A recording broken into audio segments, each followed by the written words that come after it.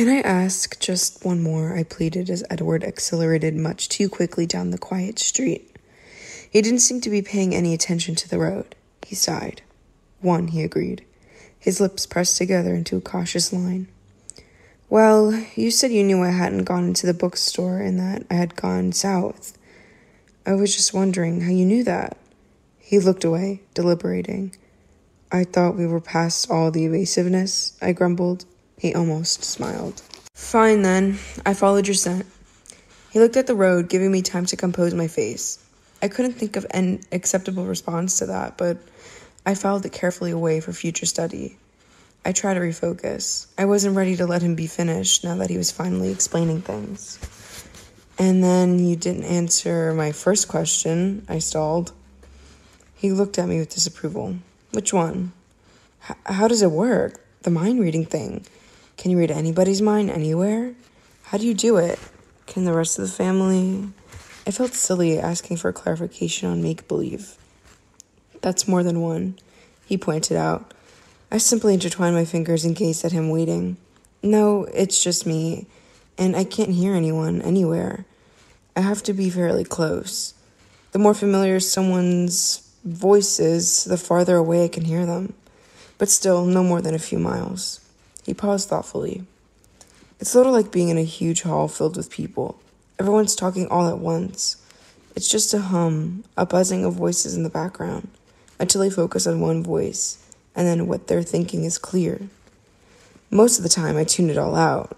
It can be very distracting, and then it's easier to seem normal. He frowned as he said the word. When I'm not accidentally answering someone's thoughts rather than their own words. Why do you think you can't hear me? I asked curiously.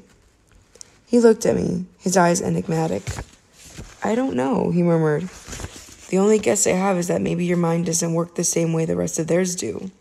Like, your thoughts are on the AM frequency and I'm only getting FM. He grinned at me, suddenly amused. My mind doesn't work right. I'm a freak. The words bothered me more than they should, probably because of his speculation at home. I'd always suspected as much, and it embarrassed me to have to confirm it. I hear voices in my mind, and you're worried that you're the freak, he laughed. Don't worry, it's just a theory. His face tightened. Which brings us back to you. I sighed. How to begin? Aren't we past all the evasions now? He reminded me softly. I looked away from his face for the first time, trying to find words. I happened to notice the speedometer. Holy crow! I shouted. Slow down. What's wrong? He startled. But the car didn't decelerate. You're going 100 miles an hour. I was still shouting. I shot a panicky glance out the window, but it was too dark to see much. The road was only visible in the long patch of bluish brightness from the headlights. The forest along both sides of the road was like a black wall, as hard as a wall of steel if we veered off the road at this speed. Relax, Bella, he rolled his eyes, still not slowing. Are you trying to kill us? I demanded. We're not going to crash. I tried to modulate my voice. Why are you in such a hurry? I always drive like this. He turned to smile crookedly at me. Keep your eyes on the road. I've never been in an accident, Bella. I never even gotten a ticket. He grinned and tapped his forehead. Built-in radar detector. Very funny, I fumed. Charlie's a cop, remember? I was raised to abide by traffic laws. Besides, if you turn us into a Volvo pretzel around a tree trunk, you can probably just walk away. Probably, he agreed with a short, hard laugh. But you can't, he sighed. And I watched with relief as the needle gradually drifted toward 80. Happy? Almost. I hate driving slow, he muttered. This is slow. Enough commentary on my driving, he snapped. I'm still waiting for your latest theory.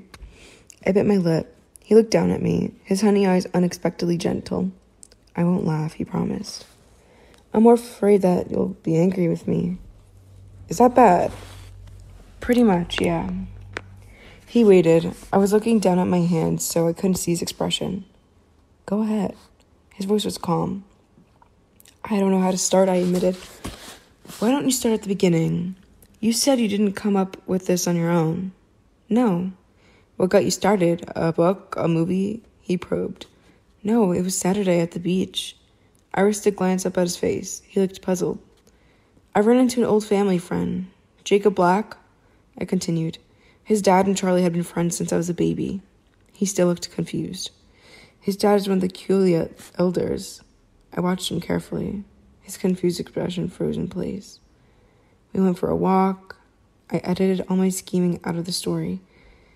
And he was telling me some old legends, trying to scare me, I think. He told me one. I hesitated. Go on, he said. About vampires. I realized I was whispering. I couldn't look at his face now, but I saw his knuckles tighten convulsively on the wheel. And you immediately thought of me, still calm. No, he mentioned your family. He was silent, staring at the road. I wondered suddenly about protecting Jacob. He just thought it was a silly superstition, I said quickly. He didn't expect me to think anything of it. It didn't seem like enough. I had to confess. It was my fault. I forced him to tell me. Why? Lauren said something about you. She was trying to provoke me, and an older boy from the tribe said your families didn't come to the reservation. Only it sounded like he meant something different, so I got Jacob alone, and I tricked him out of it, I admitted, hanging up my head. He startled me by laughing. I glared up at him. He was laughing, but his eyes, they were fierce, staring ahead. Tricked him how? He asked. I tried to flirt. It worked better than I thought it would. Disbelief colored my tone as I remembered. I'd have liked to have seen that, he chuckled darkly. And you accused me of dazzling people. Poor Jacob Black. I blushed and looked out my window into the night. What did you do then? He asked for a minute. I did some research on the internet. And did that convince you? His voice sounded barely interested, but his hands were clamped hard onto the steering wheel. No, nothing fit. Most of it was kind of silly, and then I stopped. What? I decided it didn't matter, I whispered. It didn't matter? His tone made me look up. I'd finally broke through his carefully composed mask. His face was incredulous, with just a hint of anger I'd feared. No, I said softly. It doesn't matter to me what you are. A hard mocking edge entered his voice. You don't care if I'm a monster? If I'm not human? No. He was silent, staring straight ahead again. His face was bleak and cold. You're angry, I sighed. I shouldn't have said anything. No, he said, but his tone was as hard as his face. I'd rather know what you're thinking, even if what you're thinking is insane. So I'm wrong again, I challenged. That's not what I was referring to. It doesn't matter, he quoted, gritting his teeth together. I'm right, I gasped. Does it matter? I took a deep breath. Not really, I paused, but I am curious. My voice, at least, was composed. He suddenly resigned. What are you curious about? How old are you? 17, he answered promptly. And how long have you been 17? His lips twitched as he stared at the road. A while, he admitted at last. Okay, I smiled, pleased that he was still being honest with me. He stared at me with careful eyes, much as he had before when I was worried I would get into shock. I smiled wider in encouragement, and he frowned. Don't laugh. How can you come out during the daytime? He laughed anyway. Myth. Burned by the sun? Myth. Sleeping in coffins? Myth. He hesitated for a moment, and a particular tone entered his voice. I can't sleep. It took me a minute to absorb that. At all?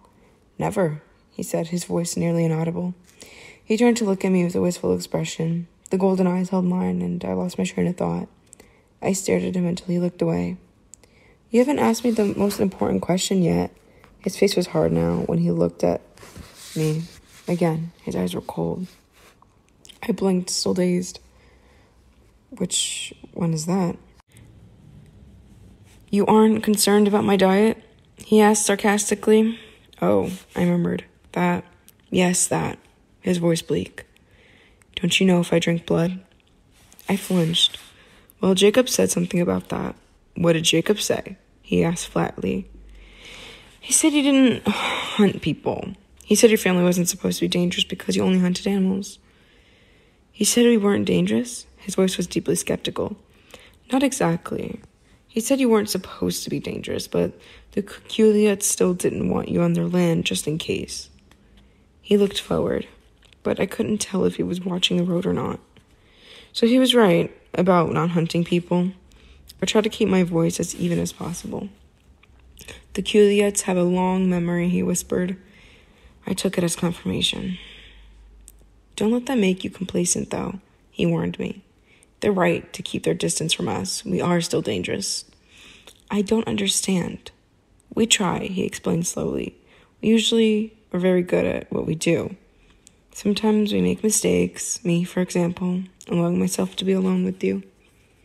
This is a mistake? I heard the sadness in my voice, but I didn't know if he could tell as well. A very dangerous one, he murmured. We were both silent then. I watched the headlights twist with the curves of the road. They moved too fast. It didn't look real. It looked like a video game.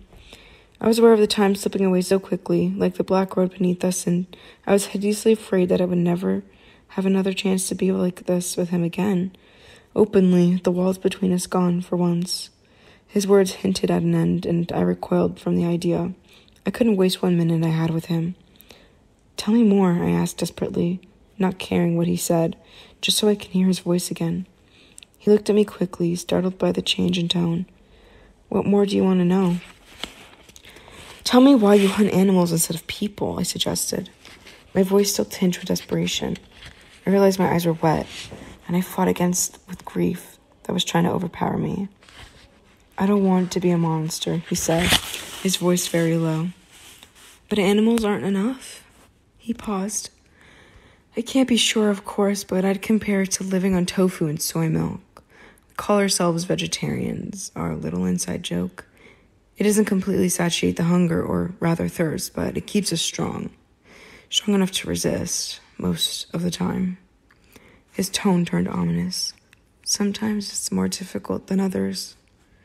Is it very difficult for you now, I asked. He sighed. Yes. But you're not hungry now, I said confidently, stating, not asking. Why do you think that? Your eyes, I told you I had a theory. I've noticed that people, well, men in particular, are crabbier when they're hungry. He chuckled. You're observant, aren't you? I didn't answer. I just listened to the sound of his laugh, committing it to memory. Were you hunting this weekend with Emmett? I asked, when it was quiet again. Yes. He paused for a second, as if deciding whether or not to say something. I didn't want to leave, but it was necessary. It's a bit easier to be around you when I'm not thirsty. Why didn't you want to leave? It makes me anxious to be away from you. His eyes were gentle but intense, and they seemed to be making my bones turn soft. I wasn't joking when I asked you to try not to fall in the ocean or get run over last Thursday. I was distracted all weekend, worrying about you. After what happened tonight, I'm surprised that you did make it through a whole weekend unscathed. He shook his head, and then seemed to remember something. Well, not totally unscathed. What? Your hands, he reminded me. I looked down at my palms, at the almost heel scrapes across the heels of my hands. His eyes missed nothing. I fell, I sighed. That's what I thought. His lips curved at the corners. I suppose, being you, it could have been much worse. And that possibility tormented me the entire time I was away. It was a very long 3 days. I really got on Emmett's nerves. He smiled ruefully at me. 3 days? Didn't you get back today? No, we got back Sunday.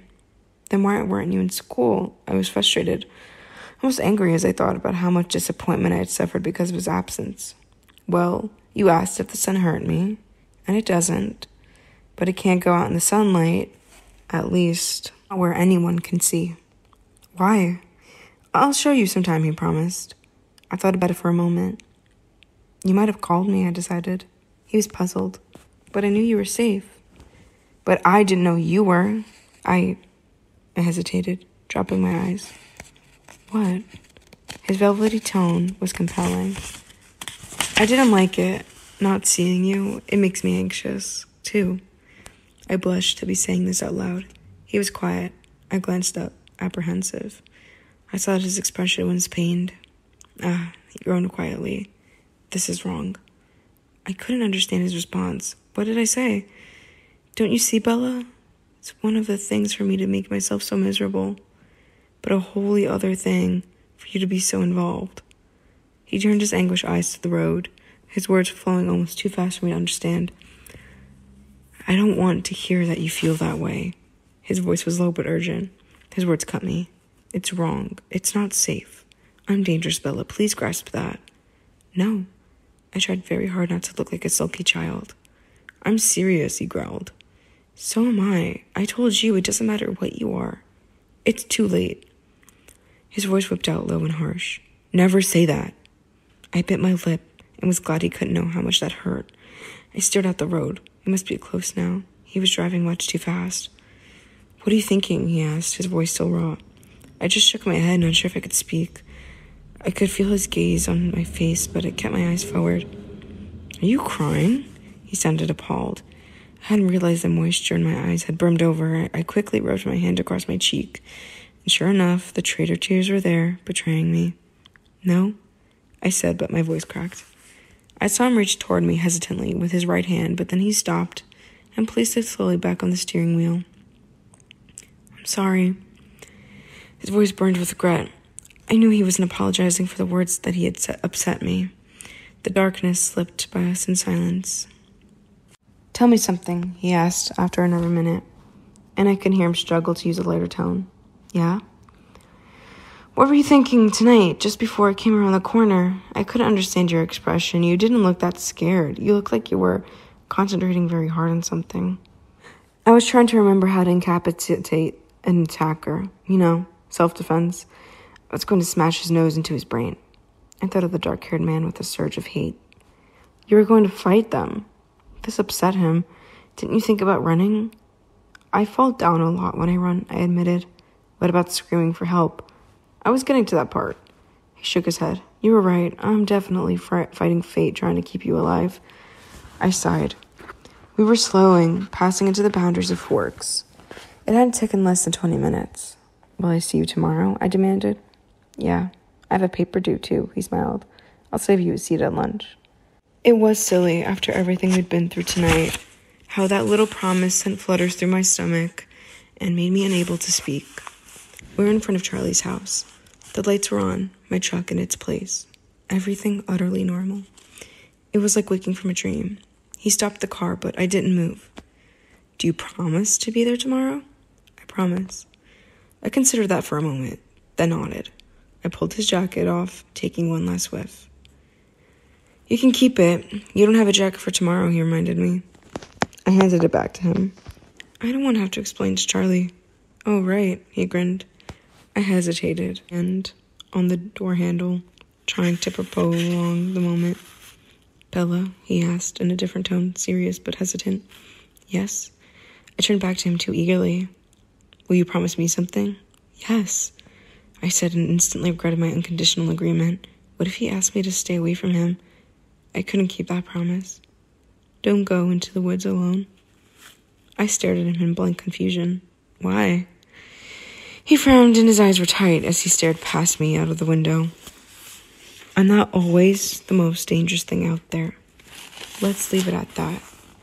I shuddered slightly at the sudden bleakness in his voice, but I was relieved. This, at least, was an easy promise to honor. Whatever you say.